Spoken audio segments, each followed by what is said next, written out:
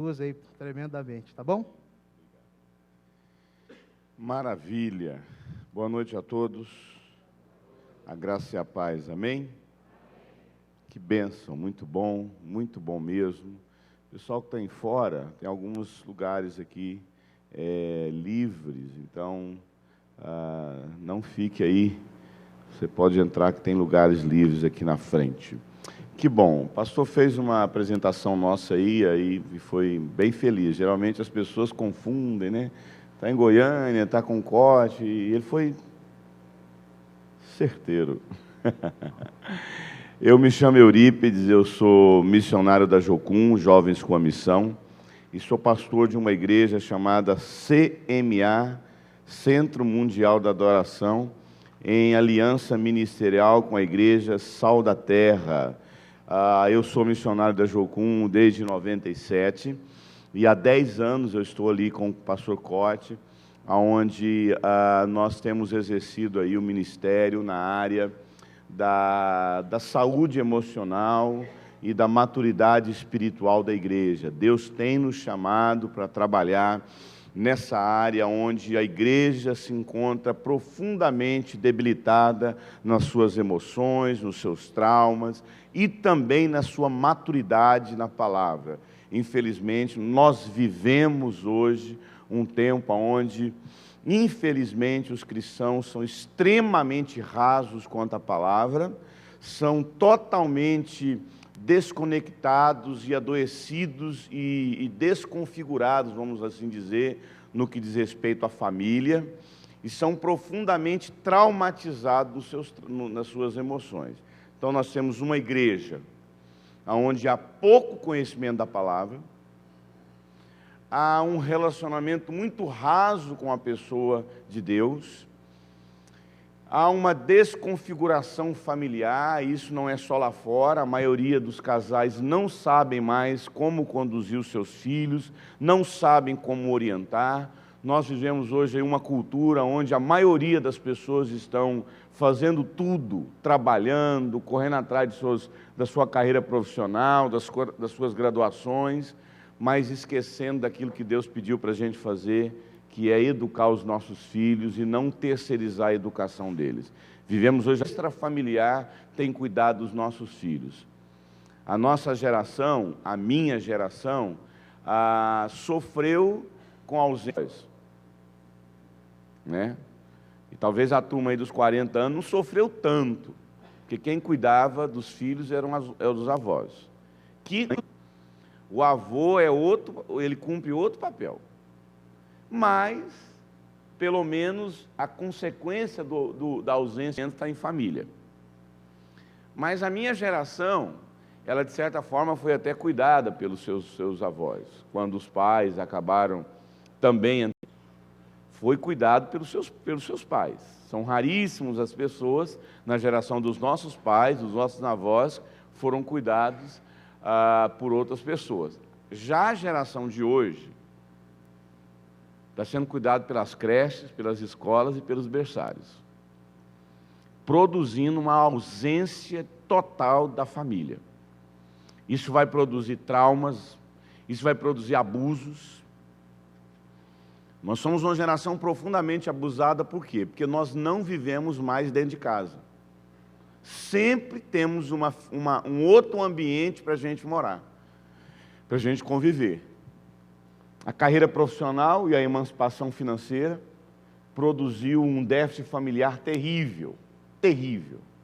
Quando o convívio familiar é retirado de uma criança, as consequências dessa separação, você não tem noção do quando isso produzem sérias feridas nessas crianças. Porque há uma dessensibilização afetiva. Porque não sabe estabelecer vínculos. Por que nós somos uma geração onde o divórcio cresce assustadoramente? Por quê? Porque a gente conviveu com tanta gente na infância, conviveu com o cara que levou na escola, conviveu com a creche tal, conviveu com a escola tal, conviveu que desde pequenininho, desde 4 meses. Então as crianças, elas não aprendem a estabelecer vínculos afetivos. Existe uma coisa quando a gente cria uma criança chamada dinâmica da mesmice.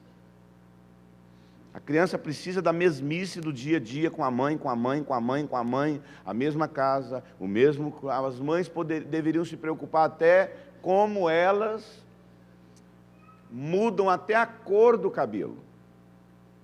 Porque a criança precisa se apegar a um mesmo adulto. Crianças cuidadas por pessoas diferentes desenvolve uma insensibilidade afetiva, de modo que ela aprende tanto a trocar de cuidadores, que quando ela chega na fase adulta, ela troca fácil demais de marido, porque ela não aprendeu a quê? A se apegar. Isso é apenas um dos pontos que a gente trata num outro seminário que a gente fala sobre família. E uma coisa que acontece muito em todo esse processo, onde as pessoas perderam referências familiares, perderam os vínculos familiares, perderam a percepção também dos valores do reino de Deus, por conta de uma geração que só sabe assistir culto, não sabe ler Bíblia, não sabe ser instruído exaustivamente na palavra. Eu falo isso, se nós queremos ser uma igreja saudável, nós temos assim que inculcar na mente das pessoas Bíblia, desenvolver estudos bíblicos, que tudo hoje virou comunhão. É bom, né? Mas parece assim que a gente só sabe reunir, comer, reunir, comer, reunir, comer. A Bíblia já não é mais pregada, ela é compartilhada. As pessoas não falam das Escrituras, elas testemunham dos milagres. Então, não há ensino sistemático da palavra, produzindo falsas conversões. No meio dessa história toda, que eu estou assim, na verdade, fazendo um resumão de tudo que eu prego, que na verdade eu vou falar uma coisa para você, eu prego a mesma coisa. Porque o bom pregador não é aquele que tem um sermão diferente todo domingo. Esse é o péssimo pregador. Você sabe qual que é o bom pregador? É aquele que fala a mesma coisa a vida inteira, de forma diferente. O que é pregar? Tum, tum, tum, tum, tum, tum. Ou eu fico como? No mesmo lugar. Tum. Pregar é... Ele só sabe falar disso. Não, isso é o bom pregador. Então eu posso falar de maturidade, eu posso falar de família, eu posso falar de aprender a ser família, e nós temos que voltar ao ensino da palavra. Família, palavra, família, palavra, família, palavra, palavra, família. Quantos aqui estão na igreja hoje porque ficava emburrado no banco da sala, sentado, calado, com a Biblinha aberta, porque todo... Hoje ninguém tem tempo para isso mais não, meu irmão. Então é uma palavrinha assim, aguada, um testemunhozinho aguado, é como se fosse aquele saquinho de kisuke, sabe? Aquele kisuquinho, com 5 litros de água diluído lá dentro. Raso, raso, raso. E isso, amado, infelizmente, se não bastasse os nossos traumas, onde nós não sabemos mais tratar, infelizmente, a quantidade de não falam das Escrituras, elas testemunham dos milagres. Então, não há ensino sistemático da palavra, produzindo falsas conversões. No meio dessa história toda, que eu estou assim, na verdade, fazendo um resumão de tudo que eu prego, que na verdade eu vou falar uma coisa para você, eu prego a mesma coisa. Porque o bom pregador não é aquele que tem um sermão diferente todo domingo. Esse é o péssimo pregador. Você sabe qual que é o bom pregador? É aquele que fala a mesma coisa a vida inteira, de forma diferente. O que é pregar? Tum, tum, tum, tum, tum, tum. Ou eu fico como? No mesmo lugar. Tum. Pregar é... Ele só sabe falar disso. Não, isso é o bom pregador. Então eu posso falar de maturidade, eu posso falar de família, eu posso falar de aprender a ser família, e nós temos que voltar ao ensino da palavra. Família, palavra, família, palavra, família, palavra, palavra, família. Quantos aqui estão na igreja hoje porque ficava emburrado no banco da sala, sentado, calado, com a Biblinha aberta, porque todo... Hoje ninguém tem tempo para isso mais não, meu irmão. Então é uma palavrinha assim, aguada, um testemunhozinho aguado, é como se fosse aquele saquinho de kisuke, sabe? Aquele kisuquinho, com 5 litros de água diluído lá dentro. Raso, raso, raso. E isso, amado, infelizmente, se não bastasse os nossos traumas, são aonde nós não sabemos mais tratar, infelizmente, a quantidade de pessoas que estão se casando com um caráter profundamente destruído é assustadora, mano. E quando eu falar a respeito de caráter, eu estou falando de qualquer pessoa que de uma forma ou de outra precisam ser modelos para que alguém imite. E quando uma pessoa está à frente de um trabalho, casa, lidera um processo, é gerente de uma loja, administra pessoas, e essa pessoa tem debilidades de caráter, é assustador. Se eu perguntar para você aqui, quantas pessoas que você conhece, que ocupam um cargo, nós estamos aí hoje aí um problema sério, sim ou não? Que é a questão da política no Brasil. Opa, tem um vidro aqui, quebra não. Eu tenho um pregador lá na minha igreja, depois se vocês quiserem trazer ele aqui, ele é muito bom nessa área do mover, da unção, ele é quebrador de púlpito. Uma vez ele quebrou o púlpito da nossa igreja lá, ele pá, e o púlpito baixou no meio. E quando ele não tem púlpito, ele bate na perna assim, ó, fica batendo na perna. Está igual eu aqui agora. Hoje nós vivemos um problema seríssimo, que é a questão da política no Brasil. Um monte de pessoas que ocupam cargos, que têm autoridade, vamos assim dizer, que na verdade não é autoridade, essas pessoas têm poder, mas com seríssimos problemas de debilidade de caráter. Eu queria falar nessa noite a respeito de debilidade de caráter. Vamos ficar em pé. Eu gostaria que você abrisse a sua Bíblia em 1 Coríntios, capítulo 9, versículos 27. 1 Coríntios, capítulo 9, versículo 27. E aí você poderia, por favor, também deixar marcado na sua Bíblia, 2 Coríntios, você vai mais para frente, deixa marcado aí, coloca seu marcador, coloca a sua caneta, o seu marcador de Bíblia. Em 2 Coríntios, capítulo 13, versículo 5. A primeira leitura é 1 Coríntios 9, 27, e a segunda leitura é 2 Coríntios 13, 5. 1 Coríntios 9, 27, todos acharam? Que bom.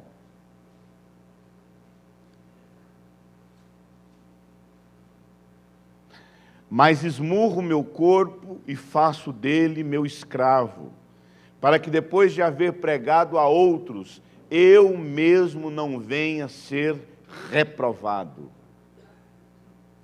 Depois nós temos 2 Coríntios 13, 5. Vá para 2 Coríntios 13, 5.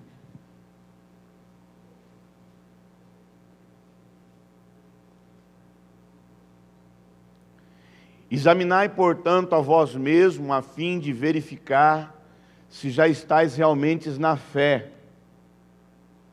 Provai a vós mesmos.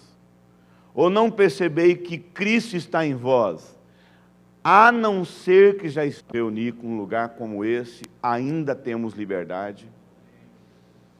Nós queremos te agradecer porque nós sabemos de quantos irmãos que em alguns lugares do mundo não têm a liberdade como nós de abrirmos a Bíblia, não temos que prestar contas a governantes, a instituições da polícia, do exército, não temos que preencher formulários dizendo o que a gente fala, faz, mas temos liberdade ainda de poder fazer isso. Obrigado pela tua palavra que foi pregada durante 3 dias aqui, e mais uma vez nós podemos abrir a tua palavra. Ensina-nos, nos sentar.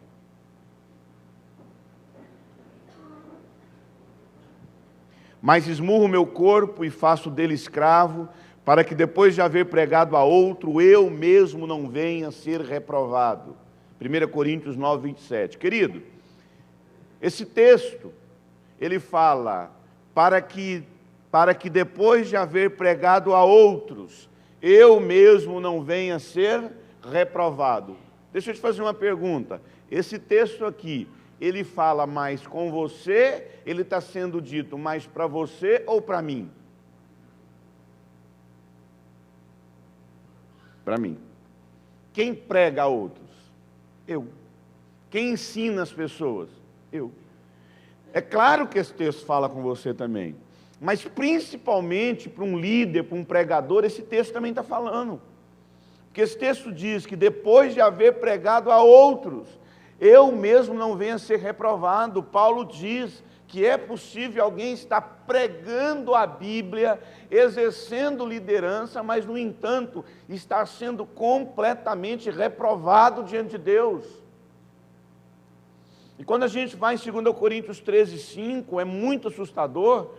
Eu que sou pregador em igrejas, eu sempre fico nesse desconforto, porque as pessoas falam Eurípides, mas assim, algumas pessoas já chegaram em mim perguntando isso. Por que você questiona tanta conversão das pessoas? Porque foi isso que me fez converter. O dia que alguém chegou para mim e falou assim, você nunca foi crente. E nós temos que, o texto fala, examinar nós mesmos, verificar se nós realmente estamos na fé, provar nós mesmos, se realmente recebemos a Cristo, e se já não estamos reprovados por Ele. Querido, o conceito de aprovação e reprovação é um dos conceitos mais fortes nas Escrituras Sagradas. E eu acredito que é um dos conceitos mais desafiadores quando se trata a respeito do nosso caráter. Porque constantemente nós passamos por situações que vão nos provar e pessoas vão nos analisar e nos avaliar se realmente nós temos um caráter aprovado. Mas muito mais do que isso, se você não se analisar e olhar para dentro de você e ver se realmente seu caráter é um caráter aprovado. E se existe uma faceta na vida de todo crente, é essa questão de olhar para dentro de si e falar assim, será que eu tenho um caráter aprovado? Todos nós temos um caráter, todos nós. Seja adoecido, seja um caráter saudável, todos nós temos o caráter. O que é caráter? Caráter é a composição dos nossos códigos morais. Caráter é aquilo que compõe o nosso sistema de crença. Caráter é a composição dos nossos valores. Caráter é a composição dos nossos princípios. Caráter, em outras palavras, é o nosso músculo moral. Uma pessoa de caráter é uma pessoa que tem uma força interior, no sentido de ter uma força das suas decisões pessoais. Por quê? Porque as decisões que tomamos, os caminhos que escolhemos na vida, as escolhas que fazemos na vida, a maneira como nós agimos ou reagimos na vida, a maneira como nós escolhemos o certo ou errado, a maneira como nós avaliamos e discernimos o outro, a maneira como nós percebemos aquilo que podemos e aquilo que não podemos, isso está diretamente ligado ao caráter que nós temos. Todos nós aqui temos fraquezas, todos nós. Ninguém aqui é forte, amém? Todos nós. Todos nós temos lutas, todos nós temos tentações. Um jovem de 25 anos chegou para um senhor de 70 e disse, quando é que eu vou parar de me sentir tentado? Ele falou, com 70 anos que não é, meu filho. Então, todos nós, amados, você pode ter aí seus 80 anos, você vai ter tentações, você vai ter provações, você vai ter fraquezas na sua vida, mas é o caráter que faz você resistir às pressões e às tentações que você tem na vida. todas as pressões que você sofre na vida, todas as tentações que você sofre na vida, isso está diretamente ligado com o caráter que você tem. Todas as escolhas que você faz na vida. Então, a primeira coisa que eu tenho que te perguntar nessa noite, o que te pressiona? O que te tenta? Qual é a sua fraqueza?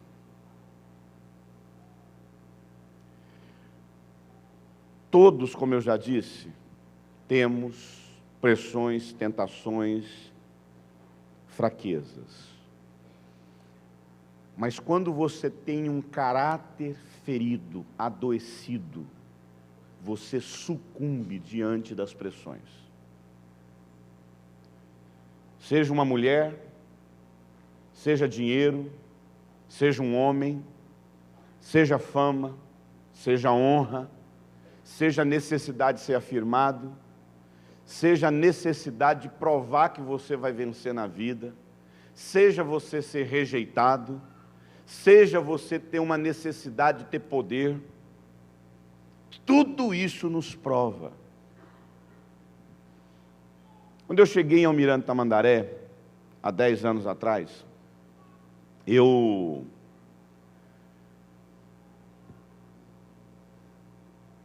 tive aí o privilégio, assim, de poder, por conta da minha profissão,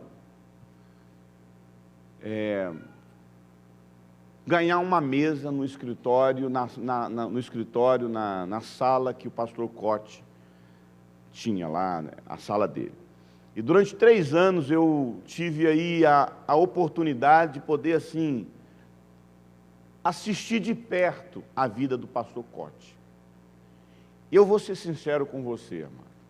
Eu tive a maravilhosa experiência na vida de ficar literalmente do lado de um homem que tem uma força moral de caráter admirável. É incrível o quanto o pastor Cote tem um caráter assim admirável. Um homem assim que passou por tudo quanto é tipo de provação e passa, mas é incrível o quanto a força moral dele, o caráter dele, o músculo moral, como eu disse, é uma pessoa assim de você se espelhar e, como Paulo diz, ser imitador. Mas eu lembro que quando a gente começou assim, quando eu comecei a andar com Cote no sentido de estar próximo a ele, né? Quando eu comecei a estar próximo com Cote, eu lembro que tinha um irmão, que a gente chamava ele de vice-Cote.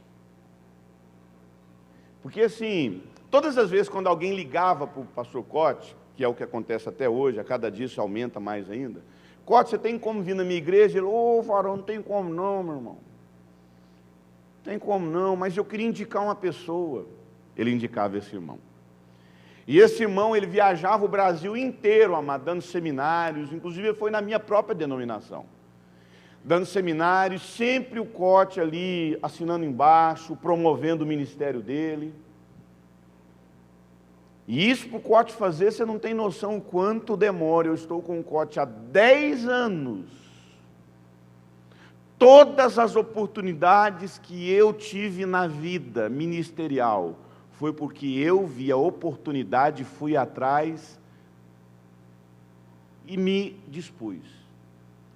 Quantas vezes eu falei, Cote, eu vi a necessidade aí, me deixa atuar nessa oportunidade aí. Cote, eu estou vendo esse espaço aqui, você poderia me dar a oportunidade de poder fazer isso? Conhecendo quem ele é, eu sei que ele é muito resolvido e eu poderia fazer isso. Mas depois de 10 anos, o Cote começou a me colocar em sala de aula do lado dele, falando, na sua foi assim? Ele estava lá do lado me apresentando, ou ele não estava? Estava. Isso é raro, isso nunca aconteceu. Agora que Cote começou a me levar em sala, falou, olha, eu queria chamar o pastor Eurípides. Sempre eu preguei na EFOL, mas o Cote do meu lado, me levando pessoalmente e me assinando embaixo, amados, demorou muitos anos. Depois de 10 anos que ele me fez um convite para a gente rodar uma escola junto. que a gente vai rodar essa escola em fevereiro, chamado CEAR, onde eu vou ministrar junto com ele. Mas esse irmão, amado, eu vi esse irmão assim, sabe, ser indicado, e ele pregava, dava seminário, pregava a mesma mensagem que o Cote, e a gente olhava para esse irmão e falava assim, oh Deus, será que um dia o Cote vai fazer isso? Que a gente percebia que Deus nos chamava para pregar. Até o dia que eu, rodando uma das escolas minhas de sexualidade, uma pastora me procurou chorando. Pastor Eurípides, o senhor é da base do pastor Cote, trabalha com o pastor Cote, sabe fulano? Ele me estuprou. Eu assim, perdi o chão na hora. Sabe fulano, pastor? Eu levei ele na minha igreja, e no momento que ele estava lá no meu gabinete, ele fechou a porta e fez isso, isso e isso comigo. Queridos irmãos, eu peguei essa mulher e levei imediatamente no gabinete do Cote. Falei, Cote, essa irmã tem uma coisa para contar aqui. E ela foi e citou a história, o evento que aconteceu na igreja dela com esse pregador, que o Cote indicava no Brasil inteiro, que era um dos principais pregadores da equipe dele. Isso há muito tempo atrás, gente, tá? Isso foi logo quando eu cheguei na base. Querido, isso foi algo tão terrível que o Cote confrontou esse irmão, que eu fazia parte do concílio da base, e eu nunca vi o mestre tão irado na vida. E a gente foi mexer nesse problema, amado, você não tem noção o que a gente encontrou de rastro no Brasil, porque um cara como eu que prego, querido, você pode ter certeza que no meu celular, deve ter lá mais ou menos por semana, umas 10 pessoas que me procuram pedindo aconselhamento e ajuda, principalmente na área da sexualidade. E a maioria são mulheres. Porque homem não abre essas coisas não. Você faz um apelo para homem, passando por alguma dificuldade na sexualidade, e fica assim. A mulherada vem... A mulherada vem tudo. E você não tem noção das mulheres que mandam para mim mensagens, me ajuda porque eu estou passando por isso no meu casamento. E só eu posso saber até onde eu posso ir naquele aconselhamento, se eu posso ir naquele aconselhamento, se eu posso até responder aquele aconselhamento. E eu falo para você, mais de 60%, quase 70% das respostas que eu dou no meu aconselhamento, não é eu que estou dando, é Osana. Falei, amor, olha esse caso aqui. Aí ela depois, olha, quem está falando aqui é a esposa do pastor Eurípides. Por que eu faço isso? Falo isso? Porque eu sou um cara assim, abençoado? Porque eu sou um cara assim, resolvido? Claro que eu sou. Mas eu sei o que a minha carne é capaz de fazer. Existem coisas na vida que você não foge porque é mal. A maioria das coisas na sua vida você cai, não é porque era mal. A maioria das coisas que você cai é porque você não fugiu da aparência do mal.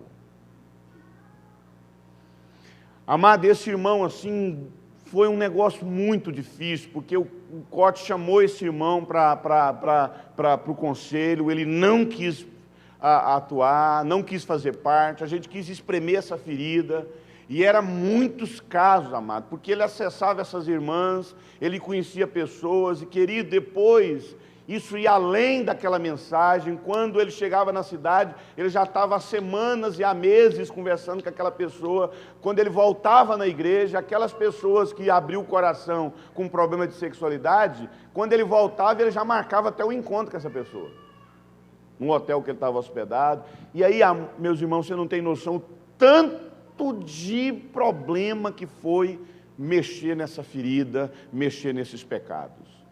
Por fim, amados, ele não se submeteu, fugiu. Ele era pastor de uma igreja local.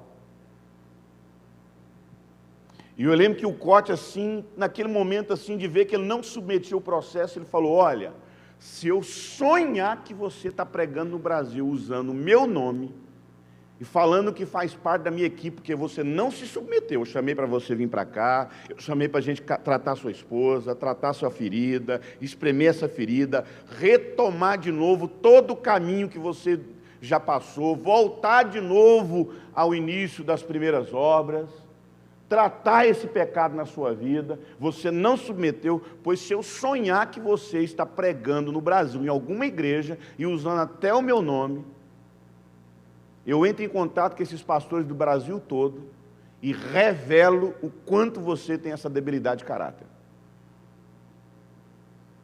Amado, o abençoado vai mimar com uma igreja. Eu estava na reunião quando o Cote falou, olha, esse irmão assim, só a misericórdia de Deus para esse mundo não engolir ele por conta do pecado. Você sabe o que aconteceu um mês depois? Teve um deslizamento de terra na cidade dele. E a igreja dele, graças a Deus não tinha ninguém, foi engolido pela terra. Deus teve até misericórdia de não engolir os membros, engolir a família dele. Hoje eu não sei o que esse homem faz, eu não tenho noção onde ele está. Desapareceu. Cote recomendou ele a trabalhar, arrumar um emprego e desistir da vida pastoral. Esperar talvez em Deus, talvez Deus um dia ressuscitar esse ministério, igual foi com Lázaro. Se Deus quiser, ele ressuscita. Amado, eu não estou aqui para atacar pedra em ninguém, pelo contrário, eu sou uma pessoa que eu tinha sérios problemas de debilidade de caráter. A minha intenção nessa ministração é levar cada um de nós a fazer uma reflexão sobre como anda o nosso próprio caráter. E que nós tenhamos um santo temor em olhar para nós mesmos e encarar os nossos problemas e as nossas debilidades de caráter. E quando eu falo de caráter, mais uma vez eu afirmo, eu não estou falando somente de um pastor, como eu usei um exemplo, mas eu estou falando de um pai de família, de uma mãe, de um professor, de um gerente de uma loja, de alguma coisa que você lidera, um grupo familiar, uma célula, um pequeno grupo.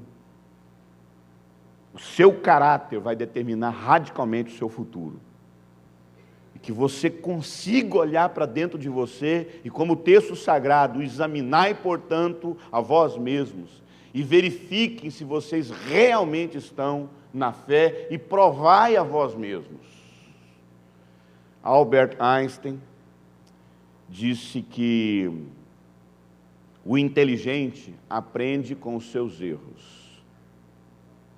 O sábio aprende com os erros das pessoas. Então a gente quer perguntar, até quando a nossa debilidade de caráter não afeta diretamente as nossas escolhas?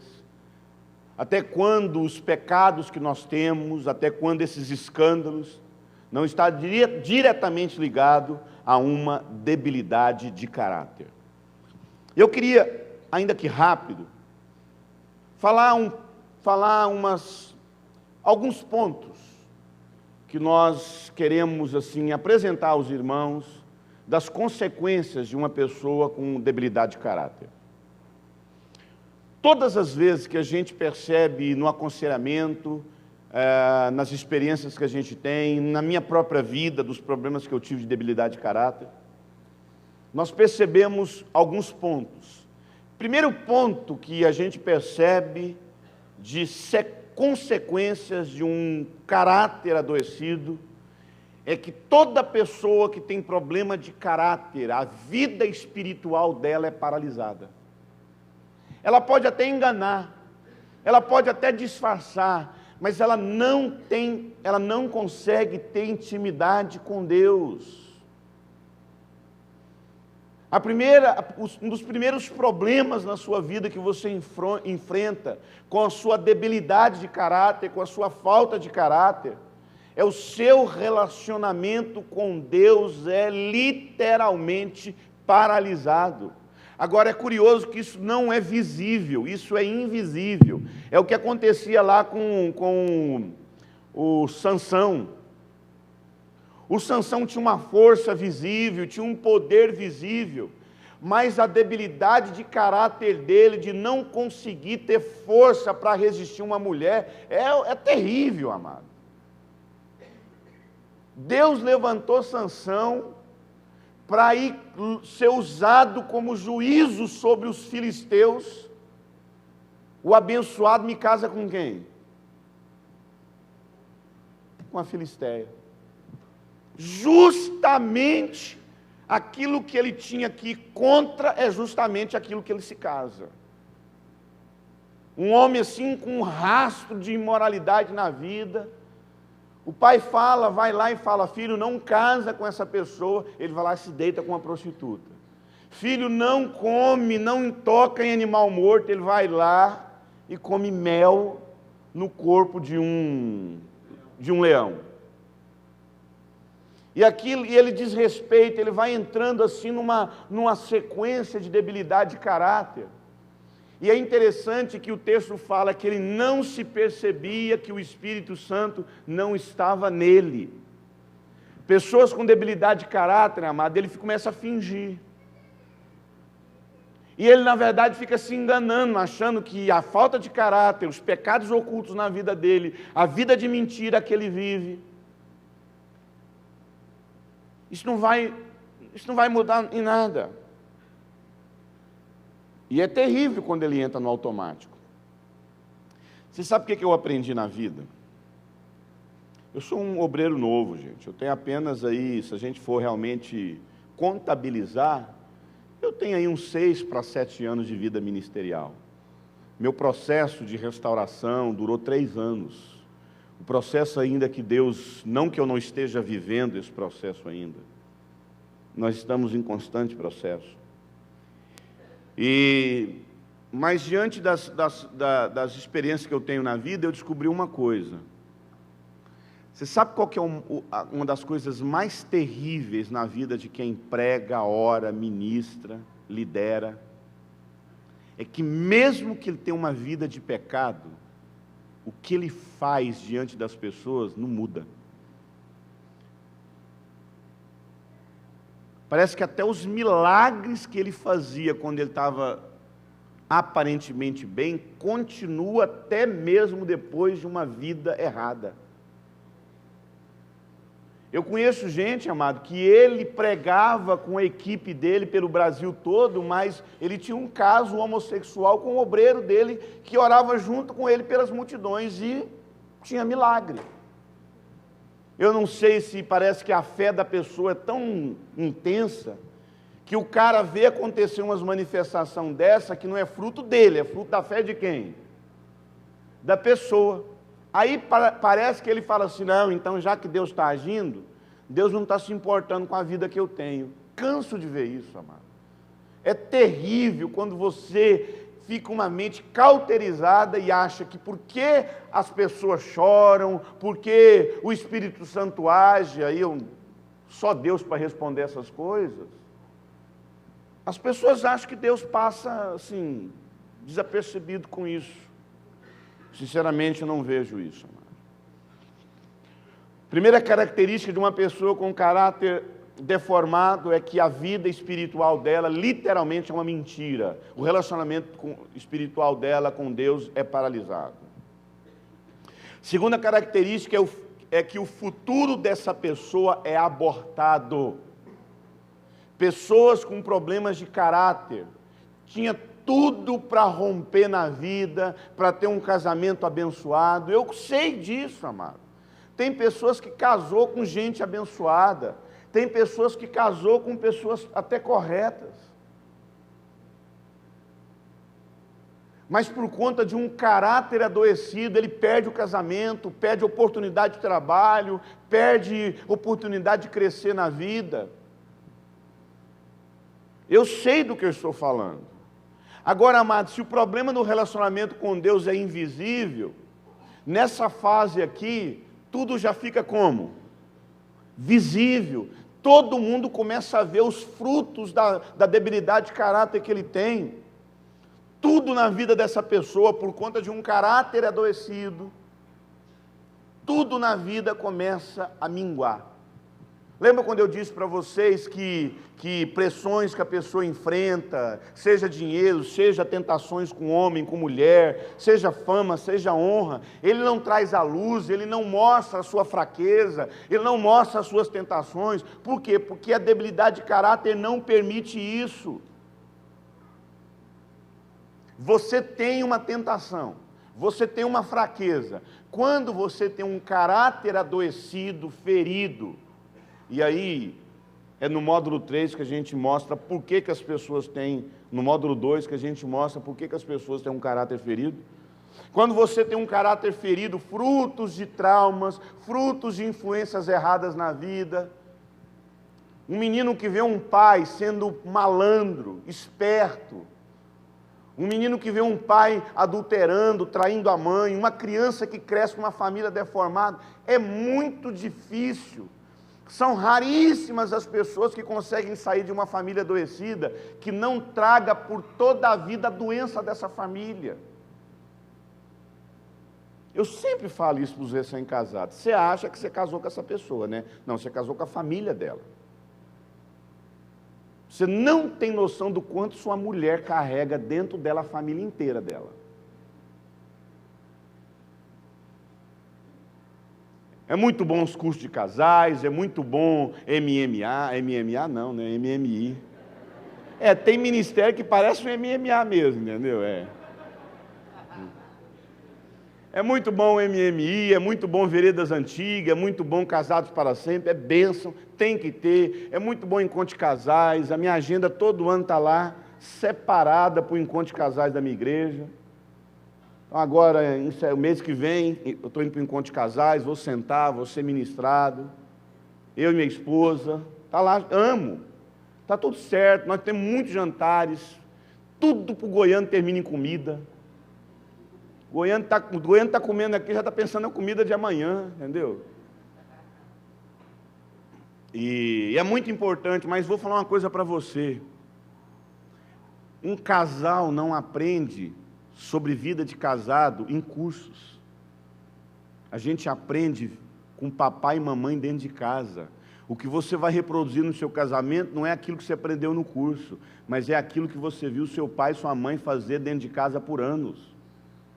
O máximo que você vai ter assim é eu preciso mudar. Mas na hora que a chapa esquenta, isso fala também da debilidade de caráter. Quando eu tenho um caráter adoecido, eu não resisto à tentação. Quando eu tenho um caráter adoecido, eu não consigo permanecer firme diante da pressão. Então, os pecados que te pressionam, as tentações que você tem, quando você cai, está diretamente ligado à fraqueza moral do seu caráter.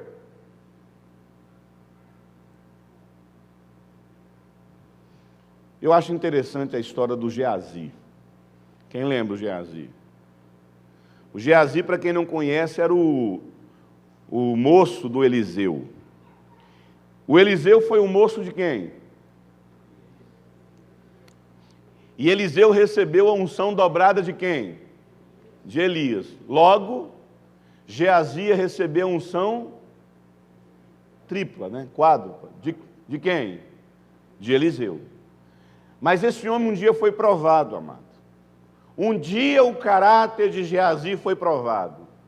Chegou lá diante de Eliseu, o soldado lá, o capitão do exército lá, o general Naamã. Um homem com uma armadura, mas por baixo daquela armadura ele era leproso. Leproso. O texto sagrado fala que Naamã era honrado, um homem de vitória, porém, eu fico imaginando esse homem chegando em casa, depois de uma vitória, e quando ele vai lá na frente da esposa dele, tira a armadura, a mulher dele fala: meu Deus, um homem aplaudido, mas eu sei o quanto ele é doente. Quantos homens têm uma vida profissional próspera lá fora, tem graduações, sabe liderar 2.000 funcionários, mas não sabe governar um filho. Não sabe orientar a sua própria casa. E a mulher olha para ele e fala assim: meu Deus, Só eu sei o quanto esse homem é doente aqui dentro de casa. E a Bíblia fala que Naamã vai até Eliseu, e tem uma história lá longa, você deve conhecer lá em 2 Reis, lá no 5, capítulo 5. E a história conta, né, que Eliseu não recebe Naamã, e Geazi é esse cara que vai lá até e intercede pelo Naamã e fala: olha, espera aí, tenha paciência, ele vai te atender, calma. E o texto sagrado fala que Naamã, Eliseu dá uma instrução para Naamã vai lá, se lava, tira aquela armadura. É interessante que no processo de cura de Naamã, ele tem que se despojar dessa armadura que cobria a lepra dele, e ele é curado. E ele fica com um coração muito grato, amado. Sinceramente, a gente anda pelo Brasil aí, quantas pessoas chegam para mim falando: olha, pastor, tremendo que Deus usou, restaurou minha família. E a gente percebe assim que a pessoa quer fazer alguma coisa para expressar a gratidão dela. E eu sei o quanto a gente precisa de um caráter restaurado para poder lidar com esses elogios.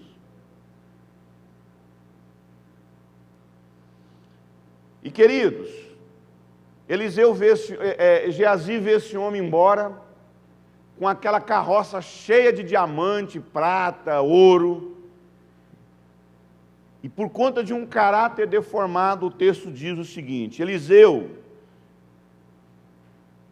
disse: vá em paz. Mas quando Naamã se afastava a cerca de certa distância, Geazi, o moço de Eliseu, o homem de Deus, disse consigo: meu senhor foi bom demais com Naamã, não aceitando o que ele ofereceu. Mas eu quero jurar por Deus, o abençoado coloca até Deus na história,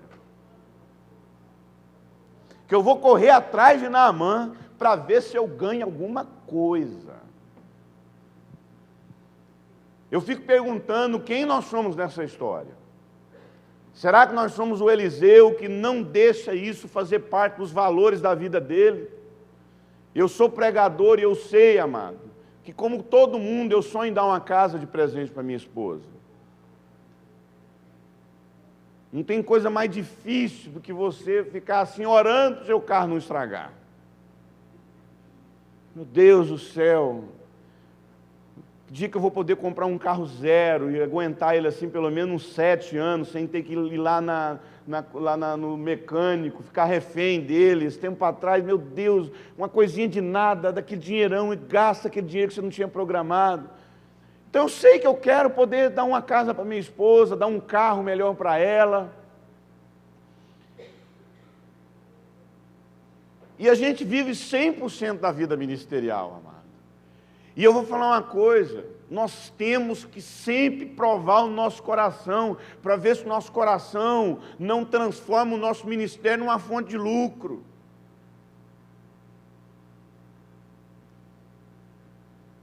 Então, às vezes, a gente tem uma atitude, eu louvo a Deus pela esposa que eu tenho, meu Deus do céu. Minha esposa, se tem uma coisa que a minha esposa, todo mês ela chega para mim e fala assim: quantos missionários nós estamos investindo? Porque a gente quebra um paradigma de achar que quem é responsável por missionário é só a igreja. Amado, minha esposa fala: nós temos que investir em missões sendo missionário. E parece que a cada dia ela inventa um outro missionário lá. Ela não vai parar de ficar inventando mais missionário, não. Ela já está num tanto missionário já que a gente fica ajudando no campo. Mas eu sei que isso é para me provar mesmo, para me examinar. Sempre eu pensar: Deus, onde está meu coração? O Geazi foi provado, amado. E ele vai lá, querido, e passa uma lábia em Naamã, ganha aquela carroça lá, esconde na casa dele. Olha que terrível. É curioso que parece que os pecados que a gente tem na vida, não existe outro lugar que mais afeta que a nossa própria casa.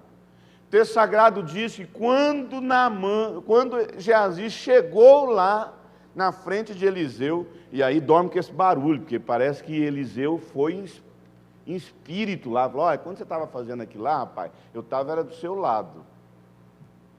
Os nossos tratados teológicos dão um nó na nossa cabeça, não dá? Como é que isso aconteceu? O texto fala que ele estava lá. E é curioso, amado, que o texto sagrado fala,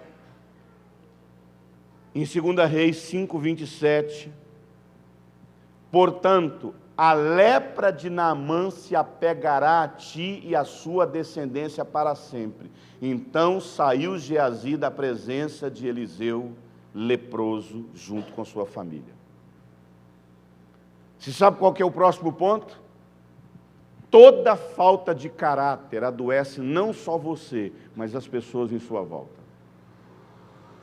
Quantas pessoas que têm problema de caráter, amado, e acaba colocando uma família em risco, acaba adoecendo uma esposa. Quantas pessoas são adoecidas por conta quantos filhos estão doentes por conta dos seus pais com problemas de caráter. Uma pessoa de caráter adoecido, amado, constrói uma casa sobre areia. Mais cedo ou mais tarde, isso vem tudo ao chão. É uma questão de tempo, amado. A falta de caráter, infelizmente, é a aposentadoria precoce para muita gente. E isso é terrível, amado. Outra consequência do problema de caráter, primeira consequência que nós falamos é que o relacionamento da pessoa com Deus é minado. O segundo é que o futuro é abortado. O terceiro é que ele adoece a família. E a quarta consequência do caráter adoecido é que a confiança das pessoas é quebrada. Pessoas com caráter adoecido, amado, quebra a confiança dos ciclos de amizade. Na família, na igreja. Teve um irmão que chegou para mim e falou assim, nossa, eu nunca fiquei tão triste de ouvir meu nome num exemplo bíblico. Fiquei triste por ter esse nome. Eu falei, não, meu irmão, fique em paz. 2 Timóteo 4,14 disse, Paulo a Timóteo, Alexandre, o latoeiro, ele fazia panela, né? Causou-me muitos males, guarda-te dele, porque me resistiu fortemente. Amado, alguém disse, carisma, eloquência, boa comunicação, dons, tudo isso abre portas, mas é o problema de caráter que fecha as portas. Aqui nessa igreja, amado, o que me trouxe aqui não foi o meu caráter. Talvez os pastores tenham ligado, né, uma coisa na outra, com certeza eles levaram em consideração ao fato de eu ser ligado ao corte, com certeza eles levaram em consideração o meu testemunho, as minhas mensagens. Mas, querido, o que faz com que eu permaneça vindo nessa igreja é a minha vida que dia após dia eles vão conhecendo na intimidade. E não só isso, amado. Pessoas com problema de caráter, até na igreja que eles vão pegar, que eles vão pregar, eles deixam o rastro de problema de caráter. São raríssimas as vezes numa igreja que eu desenvolvo uma amizade durante os dias que eu estou pregando com uma mulher. Porque eu acho que isso é um terreno muito perigoso na vida de um pregador. Pregador, quando ele vai pregar na igreja, não tem que ficar fazendo irmã de igreja amiguinha dele. Pregador, quando vai pregar na igreja, ele não tem que ficar envolvendo em coisas. Esse tempo atrás, um irmão que eu estou discipulando, e ele está assim, caminhando nos passos que eu já tive na vida. Aí ele chegou para mim todo empolgado, olha, preguei na igreja tal, e uma irmã tal, estava eu, minha esposa, e uma irmã chegou contando do problema que ela vivia na sexualidade com o marido. Aí no outro dia eu marquei com ela lá em casa para a gente conversar. Eu falei, você está louco, cara? Você está doido? Como é que você vai numa igreja a primeira vez, e já agenda com uma irmã da igreja, e na sua casa, mas eu estava com a minha esposa, não importa, meu irmão. Você não sabe a história dessa irmã, você não sabe o histórico dessa irmã na igreja, e se essa irmã tem casos de envolvimento com pregadores? Meu irmão, não faça nunca isso, querido. Ah, mas ela quis ajuda. Fala só, olha, minha esposa, fala com ela. Isso é fugir da aparência do mal, amado. Mas se uma pessoa tem um caráter adoecido, ele não consegue colocar limites nele mesmo. Por isso que muitas das vezes você não consegue ter acesso às coisas que você até teve oportunidade na vida, porque o seu problema de caráter fechou aquela porta. Será que a gente consegue voltar nas igrejas que a gente já passou?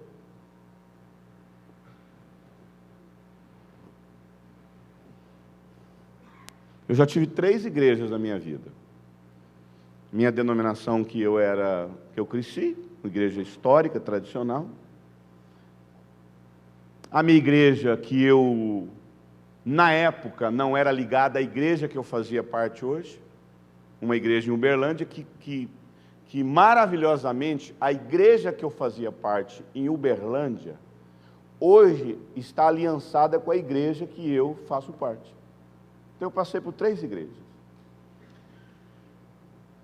Você consegue voltar nessas igrejas? Você consegue voltar lá naquele trabalho que você trabalhou? Quando você vai numa empresa fazer um exame lá, como é que fala? Uma entrevista, né? O que geralmente aquela pessoa que está te entrevistando pede?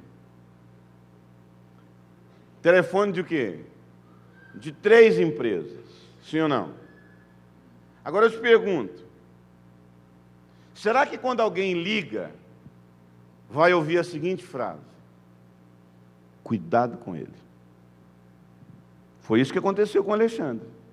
Foi isso que aconteceu quando Paulo falou do Alexandre. Cuidado com esse moço. Quando você chega numa igreja, quando você chega num lugar, o testemunho das pessoas é: cuidado com esse moço, cuidado com essa pessoa. Problema de caráter literalmente quebra a confiança das pessoas. E por último, o caráter deficiente atrai a disciplina e até mesmo o juízo de Deus.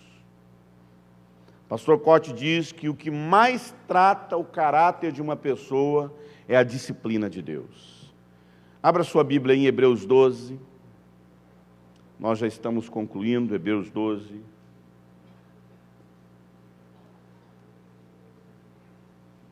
Hebreus 12, 5. Hebreus 12, 5.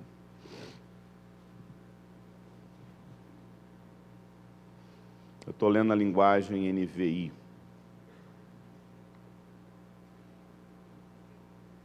Vocês se esqueceram da palavra de ânimo, palavra de ânimo. Só Paulo mesmo para escrever isso, né? Palavra de ânimo. Vocês se esqueceram da palavra de ânimos que lhe foi dirigida como a filhos. Meu filho, não despreze a disciplina do Senhor, nem se magoe com a sua repreensão, pois o Senhor disciplina quem ama e castiga. Tem gente que fala que Deus não castiga. Castiga sim. E castiga todo aquele que ele aceita por filho. Querido irmão, se você foi recebido por Deus, entenda, Ele vai te submeter a todo o processo de disciplina, castigo e até surra. Hoje a gente não usa muitos não, né? Hoje a gente tem um cantinho para pensar. Não é verdade? Nada contra, eu acho que é legal. Eu acho que nós somos uma geração tão doente que a gente não sabe nem mais açoitar os filhos. A gente descarrega raiva nos filhos. Então eu sou a favor da minha geração colocar para sentar, pensar no problema que fez, pedir perdão. E quando é que a gente tira um filho da cadeirinha do pensar? Quando é? Quando ele reconhece o que fez e pede o quê? Pois é, tem muita gente que até hoje Deus colocou para pensar e não está fazendo nada na vida, porque até hoje não reconheceu o erro que cometeu. Então você precisa encarar diante de Deus isso, que muitos dos problemas que você tem na vida, não é um capetão que está arrebentando com você, É a disciplina de Deus para você enxergar o que você não consegue enxergar. Tem muita gente que não arruma emprego porque foi a única forma que Deus deu para ele ter tempo com a família. Tem gente que está doente numa cama porque foi a única forma que Deus usou para ele aprender a ser cuidado pelas pessoas. Meu pai sempre falava uma coisa: Deus teve que me colocar 7 anos numa jaula para eu conseguir parar para ouvir meus filhos. Meu Deus, não espere que Deus faça com você o que Ele fez com meu pai. Meu pai era literalmente um homem assim, descontrolado na vida. Meu pai, ele começava a bater com o filho, se alguém não tirasse ele de cima do filho, ele fazia o filho desmaiar, de tanto espancamento. Eu tenho muita cicatriz no meu corpo, de tanto espancamento que eu tive do meu pai. Ao ponto de que no momento de ira na vida dele, ele acabou matando o próprio filho, que é o meu irmão. Ele pegou 8 anos de cadeia. E foi na cadeia que eu dei o primeiro abraço nele. Sabia disso? Foi na cadeia que eu colocava uma cadeirinha do lado da jaula dele e chorava com ele. E abraçava ele. Foi na cadeia que a gente leu Bíblia junto. Foi na cadeia que eu dei livros para ele começar a se conhecer a Deus. Foi na cadeia que ele se batizou. Foi na cadeia que ele converteu. Não espere Deus ter que derramar sobre você a disciplina dele. Não espere Deus ter que levar você em situações absurdas, desastrosas e catastróficas por conta de um caráter adoecido. Submeta ao tratamento de Deus. Deixe Deus tocar em áreas da sua vida que ninguém consegue tocar. Deixe Deus tratar as mentiras que estão escondidas dentro de você, que você sempre disfarça. Presta atenção. A palavra de Deus diz que todo aquele que Deus chama por filho, Ele disciplina. Ele disciplina. Não espere chegar ao juízo de Deus. Agora, vai para frente em Apocalipse 2.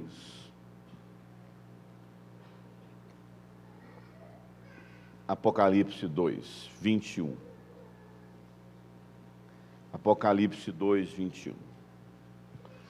As folhas do livro de Apocalipse dos irmãos são bem amareladas, né? Bem marcadas, né? Apocalipse 2, 21 diz o seguinte: eu dei tempo para que você se arrependesse da sua imoralidade sexual. Mas ela não quis se arrepender.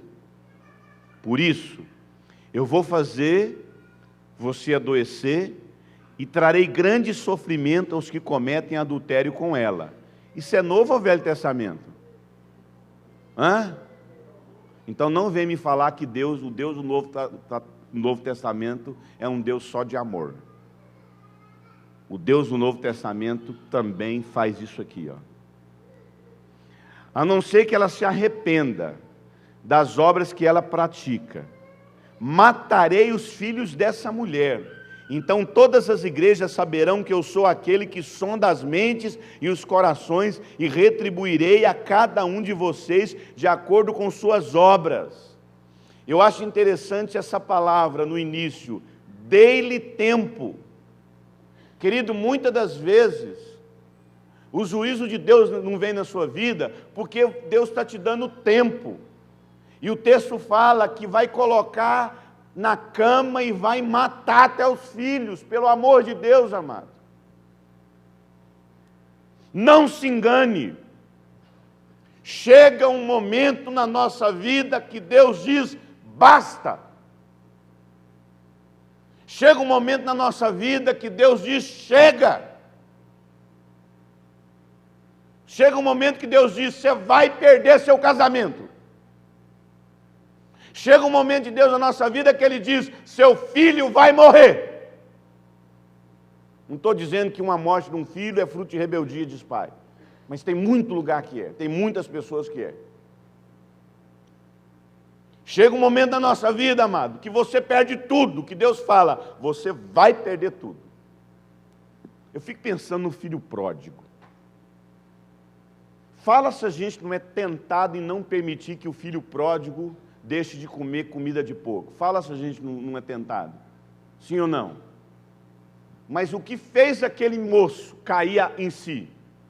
Quando ele comeu a lavagem. Bendita lavagem. Eu nunca vi uma lavagem tão abençoada. Tem gente, amado, que só vai cair a ficha depois que perdeu o casamento. Eu sei do que eu estou falando. Tem gente que só cai a ficha, amado, depois que literalmente Deus adoece. Juízo de Deus. Você está achando que não? O Paulo fala isso. Olha, você sabe como é que esse moço aí, no meio de vocês aí, que tá tendo relação com a madrasta, você sabe como é que ele vai ser salvo? Quando a gente entregar ele para Satanás. Não tem isso na Bíblia? Então tem muita gente, amado, que Deus vai entregar para o Satanás, para ver se é salvo.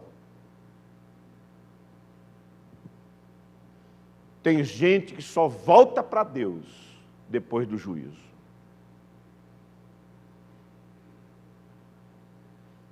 É muito bom poder falar numa igreja que crê que os cristãos vão passar pela grande tribulação.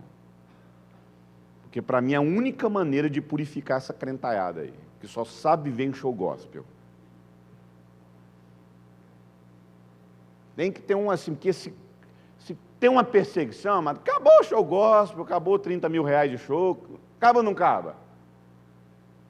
Eu sonho o dia que as igrejas vão ser assim, perseguidas pelo leão. Eu sonho por uma CPI dos dízimos. Nossa, eu vou celebrar Deus o dia que tiver uma CPI dos dízimos. Porque o que tem gente enriquecendo em cima de manipulação. Igreja deveria prestar conta sim ao leão. E muitas das vezes, amado, perseguições que a gente tem na vida é porque a gente não soube lidar com a liberdade que Deus nos deu. Ele nos livrou.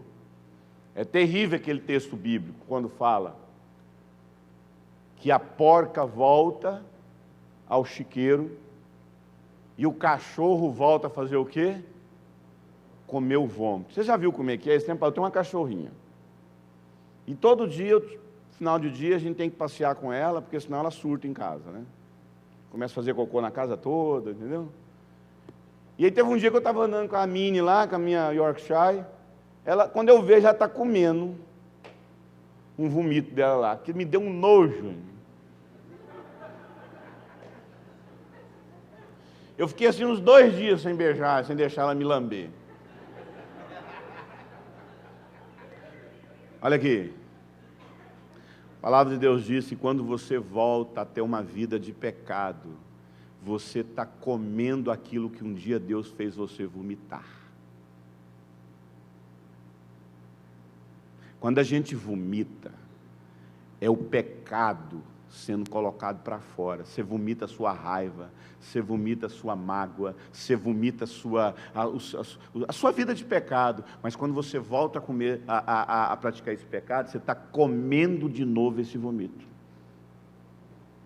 A disciplina de Deus e o sofrimento é uma das ferramentas mais poderosas no processo de transformação do nosso caráter.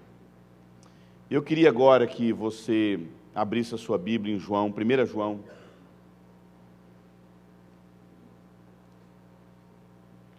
João 1:7.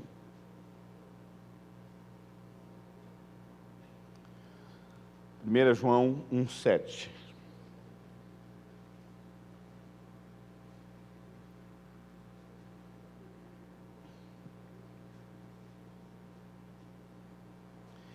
Esta é a mensagem que dele ouvimos e transmitimos. 1 João 1:7. Essa é a mensagem que dele ouvimos e transmitimos. Deus é luz e nele não há trevas. Se afirmarmos que temos comunhão com ele, mas andamos nas trevas, mentimos e não praticamos a verdade. Se, porém, andarmos na luz como Ele está na luz, temos comunhão uns com os outros, e o sangue de Jesus, seu Filho, nos purifica de todo pecado. Se afirmarmos que estamos sem pecado, enganamos a nós mesmos e a verdade não está em nós. Quando eu falo a respeito de tratar o caráter, eu não estou dizendo que você nunca vai errar, não estou dizendo isso. Não é essa perfeição de ser uma pessoa impecável, não é isso. Mas é ser verdadeiro, é ser transparente. A Bíblia não esconde o pecado de Davi, sim ou não? É incrível como assim o pecado de Davi é esmiuçado. Mas é interessante que a grande marca na vida de Davi não era a perfeição, mas era o nível de quebrantamento e humilhação diante de Deus. A grande característica do rei Davi, segundo o que eu acho, segundo o que eu penso, era a forma como ele era quebrantado diante de Deus quando Deus o repreendia. Não sei se você sabe, mas o tratamento do pecado de Davi com Betseba demorou 12 anos para esse homem ser tratado. Meu Deus, 12 anos de tratamento por Deus. E é curioso que lá no final, Davi fala: feliz é o homem a quem Deus disciplina, pois eu aprendi a sua lei. Querido, quando Davi foi confrontado, ele não fugiu da presença como Caim. Quando Davi foi confrontado, ele não colocou a culpa na mulher como Adão. Quando Davi foi confrontado, ele não colocou a culpa no homem como Eva. Quando Davi foi confrontado, ele não mentiu como Ananias e Safira. Quando Davi foi confrontado, ele não se matou como Judas. Davi apenas disse: pequei contra Deus, contra ti somente. Uma coisa eu peço, não retire de mim o seu. Davi não era um super filho de Deus, mas era um homem como nós, com suas dificuldades. Mas quando ele foi confrontado por Deus diante do seu problema de caráter, ele se deixou ser tratado. 2 Timóteo 2,15 diz: procura apresentar-te a Deus aprovado, como uma pessoa que não tem com o que se envergonhar. O que te envergonha? Quais são as debilidades de caráter na sua vida que te envergonham? Eu gostaria que você abaixasse a sua cabeça nesse momento.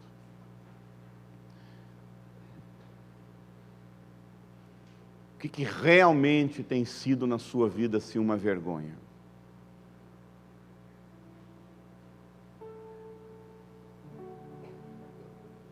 O que realmente assim tem sido na sua vida algo que tem minado o seu relacionamento com Deus? Paralisado o seu futuro? Adoecido a sua família? Feito com que você perdesse a confiança das pessoas? Ou até mesmo atraído o juízo e a disciplina de Deus? Como o texto diz: se confessarmos nossos pecados, Ele é fiel e justo. Se coloque na presença do seu Deus que te ama, mas que não faz vista grossa pelo seu pecado, é por isso que Ele te ama. Diga para Deus, eu me arrependo, Senhor. Eu preciso resolver esse problema, eu tenho fugido. Eu preciso procurar pessoas que saibam me ouvir e falar para elas: eu não mereço estar fazendo o que eu estou fazendo. Eu ocupo tal responsabilidade, eu sou responsável por isso. Tem gente aqui que vai ter que pedir perdão para filhos. Não espere Deus fazer com você o que fez com meu pai. Não espere Deus fazer com você o que fez com aquele homem que eu contei no início, que por sinal é uma pessoa que eu gosto muito. Que por sinal uma pessoa que eu até honrei ele uma época na minha vida, mas que depois eu fiquei muito triste da forma como ele não se submeteu ao tratamento de Deus. Deus pode restaurar você? Claro. Deus rejeita a pessoa que está com o caráter reprovado? Não. Mas desde que essa pessoa seja verdadeira e transparente diante do seu pecado, diante da sua deformidade de caráter. Procure ajuda. Marque um gabinete. Procure uma pessoa que possa te ouvir, te discipular. Diga para essa pessoa: nessa área da minha vida eu estou reprovado, eu me envergonho, eu preciso de ajuda. Diga isso. Fale, abre seu coração, mas não crie máscaras. Não seja como Naamã, que tinha uma armadura nele para disfarçar a sua lepra. Tem mães aqui que precisam procurar os seus maridos. Tem mulheres aqui que precisam procurar os seus maridos. Tem mães aqui que precisam procurar os seus filhos. Hoje tem pessoas que precisam fazer conserto dentro de casa e falar: eu estou pecando, eu preciso pedir ajuda para vocês. Tem patrões aqui que estão maltratando os seus funcionários.